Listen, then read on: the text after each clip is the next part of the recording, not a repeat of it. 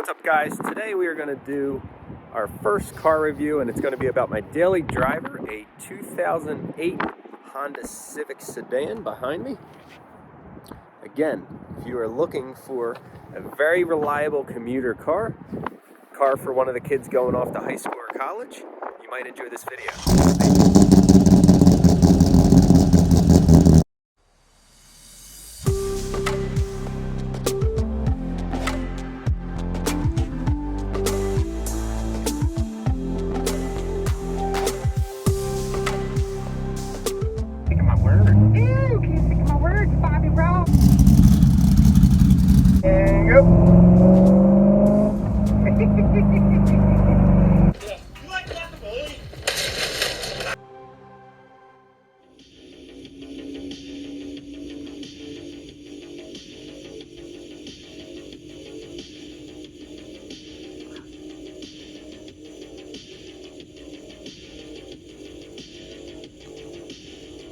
Alright guys, so you might be in the market for a nice commuter car, whether it's for yourself heading to work, maybe it's for one of the kids in the house as they're going and starting off first car, first driver's license. Maybe they're headed to school, high school, or maybe they're off to college and they need a reliable car.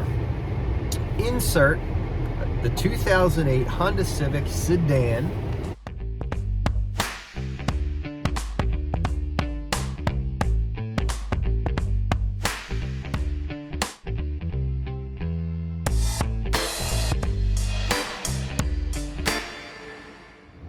Some things you're going to instantly notice when you get into the cockpit of a 7th gen Civic Sedan is the steering wheel. So believe it or not, this steering wheel has a little bit of concave to it, nothing crazy, but compared to the steering wheel on the C5 Corvette that comes from the factory, it's smaller, it's sportier, it even has the thumb grips here and here.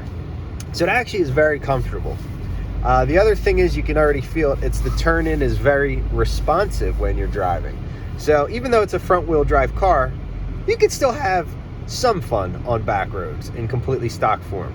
I'm not saying it's going to blast through any canyons or anything by any means, but you can still enjoy the drive as you're cruising along.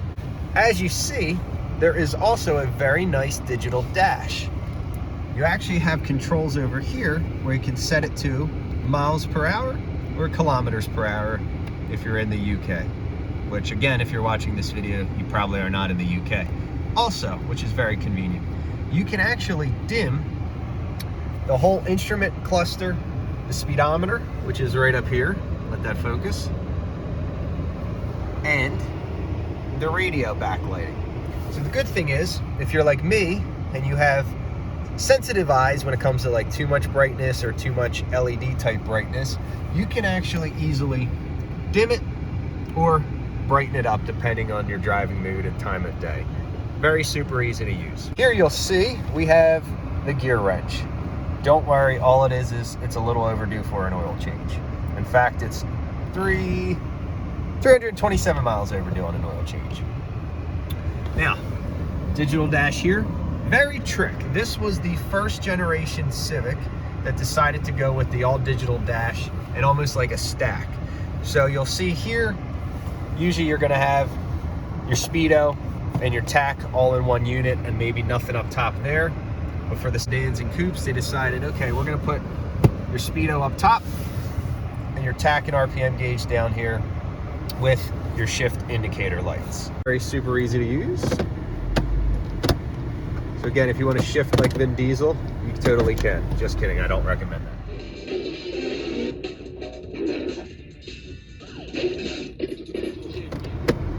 Let's go for a drive. All right, so in terms of driving, it is super, super easy to drive. It only has a 4-cylinder engine in there, an i4 4-cylinder engine, single overhead cam. And it's rated, I'd have to check, but I'm pretty sure roughly about 140 horsepower and no torque because it's a Honda. Now, some of the things about driving this is, again, I'm a very average build guy, 5'8" on a good day, about 175, 180 pounds.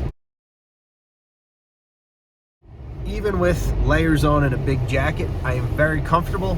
I have plenty of room. I've also had many passengers in this car that are 6 foot, 200 plus pounds, you know, much bigger people than me, and they fit very comfortably in the passenger seat. One of the nicest things also about a Honda is it always will serve double duty. What does that mean? Well, I have 2 toddlers and they're in booster seats, and I easily fit the booster seats in the back of the car, still have trunk space, very easy to load the toddlers in the back seat. And of course, as they grow older, you know, let's say preteens, it'll still be very convenient. Now, this car is a 2008 model year. My wife actually purchased it, if I remember correctly, in 2010. Had about, we'll call it 30,000 miles on there. Now, since I have taken over the reins and I do, again, residential sales, I have 121,400 miles on this bad boy. Now, this model came equipped with the Fiji blue exterior paint job, as well as the charcoal gray, light gray two-tone interior, which personally, with the headliner also, everything matches. It's clean, it's convenient. I love the car, believe it or not. It's not fast, it's not flashy. But if you're doing anything in terms of reliability, that's where the Honda will always go worlds above and beyond the competitors, such as, let's say, maybe a Volkswagen. Maybe you're interested in a GTI, GLI, a Passat. Nothing wrong with that. However, not from my personal experience, but just from some friends' experience that have them, they are a little more costly in terms of the repair department. Nice. Got a matte black Supra MK5. Wow, that's sweet. That's cool. Making some poppity pop noises.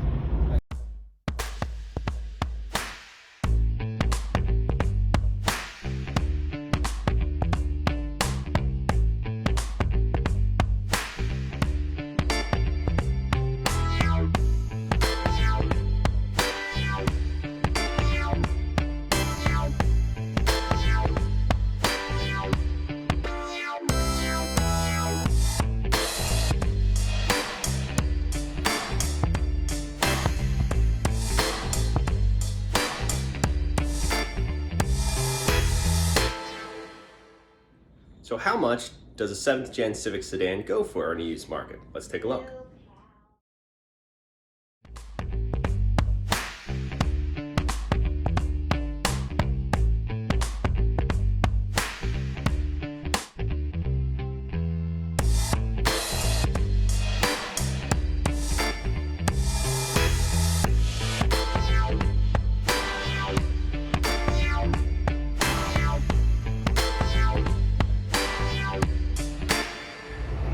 Alright guys, so let's finish this video up and talk some numbers. First off is the price. So clearly you can find a very well-maintained used Civic Sedan or Civic Coupe for anywhere from probably about mid $4,000 up to maybe $6,000 for a lower mileage or cleaner Model 1 without any type of body damages, blemishes, things like that. In terms of gas mileage, it is really good. It's rated at 24 miles to the gallon in the city and 36 miles to the gallon on the highway. Now, my type of job, I am literally in and out of the car, start, stop the car at least 50 to 60 times a day in terms of how much the car is starting and stopping, running, and idling, sometimes just to keep the heat on my feet or the air while I'm taking a quick 5-minute break, drinking a coffee. Like, the car is running all day. And with a ton of stop and go city type driving and some highway in, I'm still averaging 18 to 19 miles to the gallon, which again is not phenomenal. However, under the circumstances of my type of driving, it is really, really good. So that just shows me that if I had more of a job with the point A to point B, you would be up in the mid-20s. It would be safe to say, right at the factory ratings. Cost of ownership is very, very affordable also. You know, in the life of the car, we have put one alternator on it and a few batteries. But again, no major concerns have crept up in regards to that. And again, oil changes, routine maintenance, front brakes, rear brakes, all normal stuff that you're going to do for maintenance in terms of any vehicle. That has been what has been done to this Civic, and it keeps going. The goal, realistically, is it is now, you know, a 12, 13-year-old model year car. The car is paid off. There's no car note, of course, so that is phenomenal. I have toddlers. If I can get another 8 to 10 years out of it, why not? The only thing that will come in will be, of course, if it ever needs a major repair that's worth more than the car. But my good buddy Adam, who actually works in the car for me, and I'll put a link in the description to his shop, Competition Auto Repair, he made a great point.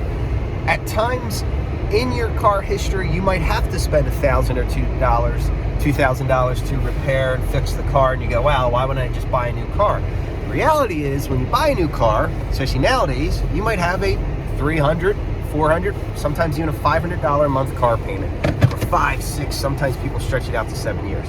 Think of all the interest that you're paying on that car and the money. And the reality is, nowadays, the sportier the car, the more expensive they are to repair. So sometimes even mid-model cars will have upgraded, you know, dual piston brakes, things of that nature. Obviously disc brakes in the rear, whereas this is still drum brakes in the rear. Guess what? The car still stops just like it's supposed to, cheaper to repair. So these are all things you want to take into consideration if you're looking for a new work car, car for the kids, or just a reliable all-around multi-purpose car. So I hope you guys have enjoyed the first of many car reviews to come. This is just a simple, you know, iron it out, see how I do, see how I feel. We will get better, I promise. And we will also get back to using the GoPro. If you're enjoying this content and the content on the channel, as always, please hit that thumbs up button. It helps me, and it helps with the YouTube algorithm of putting these videos in places where people that would actually want to watch the videos, other than you beautiful subscribers, will be able to find them more easily. And of course, as always, if you have not yet subscribed, make it today. Go subscribe right now. Always subscribe below the video, or of course, up in the top banner, where the nice banner is for the main page of Dadlife. You can click there, and there's a very easy one-click link to subscribe to the channel.